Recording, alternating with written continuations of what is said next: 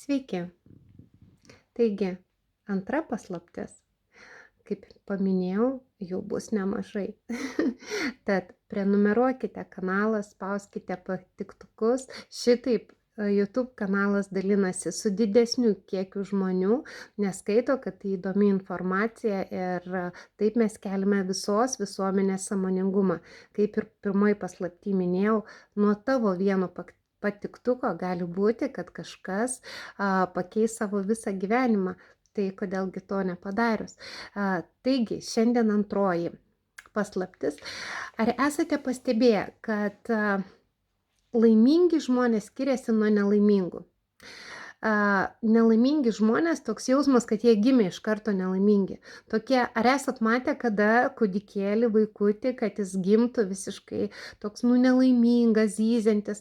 Ne, jis konkrečiai žino, kada jis nori valgyti, jis verkia vienaip, kada nori gerti jis kitaip, kada yra šlapias dar trečiaip.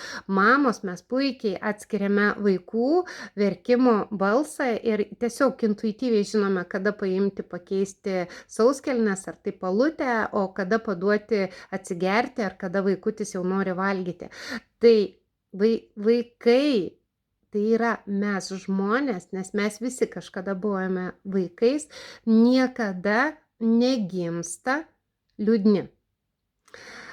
Tačiau mes per gyvenimą taip išmokstame tą rolę liūdnumo, kad mes ją kaip antrus marškinius laikom, prie savęs jau neduok Dieve, kad tik tai netimtų kas nors mūsų tų liūdnųjų marškinėlių.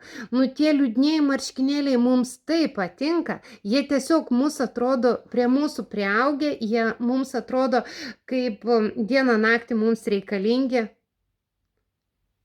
O kodėlgi nepabandžius kitos pozicijos, džiaugsmo pozicijos? Kodėl nepradėjus ieškoti visur džiaugsmo? Nes vaikai, pavyzdžiui, jie kai ko nors siekia, jie turi savo daug sugebėjimų. Esat pastebėję, jei vaikas nori ledų, jis turi labai daug strategijų. Jis tiesiog turi, pažiūrė, zyzimo strategija neveikia, tėvai tik susinervino, reiškia, imsim kitą strategiją, liūdnumo strategiją. Dar sekančią strategiją, kad tik gautų ledų. Taigi, o kodėlgi mums, taip kaip vaikui, kuris nori ledų, nepabandžius būtent strategijos būti laimingu. Būti laimingu. Tiesiog pačiam per save eiti į laimę, siekti laimės pojūčio.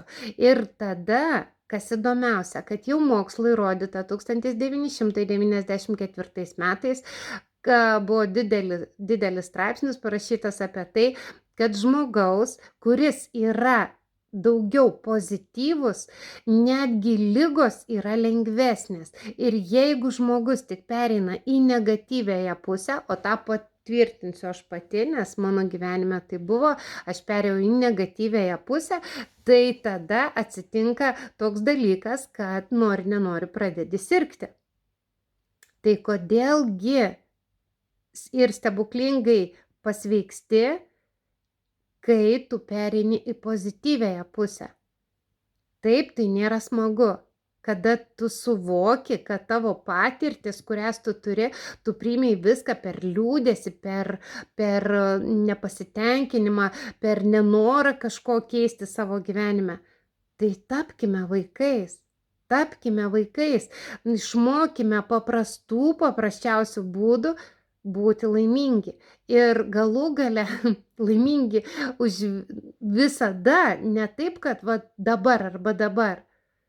Vidumi, tu gali galbūt nesišypsoti, bet ar esat pabandę šypseną kada?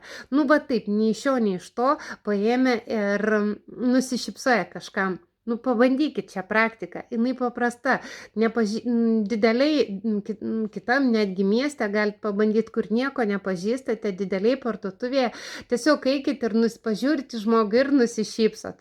Ir jūs pamatysit, kai praktiškai kiekvienas žmogus atgal nusišypso. Tai kodėlgi sunku dalinti tą šypsenas? Bet mes vis tikimės iš kitų, patys niurzgėdami. tai kitiem atsibosta mūsų niurzgėjimas. Taip kaip vaikai, kad niurzga ledų noriu ir tėvam atsibosta ir ta strategija nebeveikia. Jeigu nebeveikia liūdnumo strategija jūsų gyvenime, antra paslaptis. Imkite naudoti laimės strategiją.